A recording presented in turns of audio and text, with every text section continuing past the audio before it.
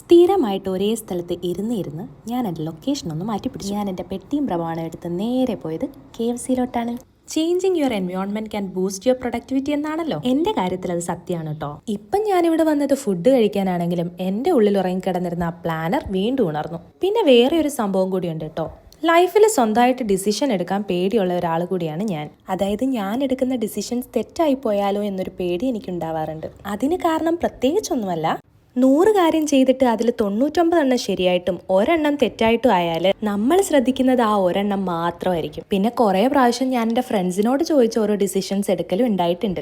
അവർക്കും അവരുടേതായ പണികൾ ഉണ്ടാവില്ലേ. അപ്പം ഞാൻ കണ്ടുപിടിച്ച വഴിയാണ് ഇത്. അതായത് ഒരു ബുക്ക് എടുക്കുക, അല്ലെങ്കിൽ ഒരു പേപ്പറും പേനയും എടുക്കുക. എന്നിട്ട് എന്ത് കാര്യത്തിലാണോ നമുക്ക് ഡിസിഷൻ എടുക്കാൻ ബുദ്ധിമുട്ടുള്ളതെന്ന് വെച്ചാൽ അത് എഴുതുക. Say for example job. എന്നിട്ട് ആ ജോലി എടുത്താലുള്ള ഗുണങ്ങളും ദോഷങ്ങളും എഴുതുക. അതുപോലെ തന്നെ അതിന് പോയിട്ടില്ലെങ്കിലുള്ള ഗുണങ്ങളും ദോഷങ്ങളും എഴുതുക. ഇങ്ങനെ സമയം എടുത്തിരുന്ന് ഒന്ന് എഴുതുമ്പോൾ തന്നെ നമുക്കൊരു ക്ലാരിറ്റി കിട്ടും ഇതിലേത് ചൂസ് ചെയ്യണം എന്നുള്ളത്. ഇങ്ങനെയാണ് ഇപ്പം ഞാൻ ചെയ്യല്. സത്യം പറഞ്ഞാൽ ഇതെനിക്ക് കുറേ ഹെൽപ്ഫുൾ ആയിട്ടുള്ള ഒരു കാര്യം കൂടിയാണ് കേട്ടോ. അപ്പോൾ അത്രയുള്ള കാര്യങ്ങൾ. ഇനി പിന്നെ കാണാം. ബൈ.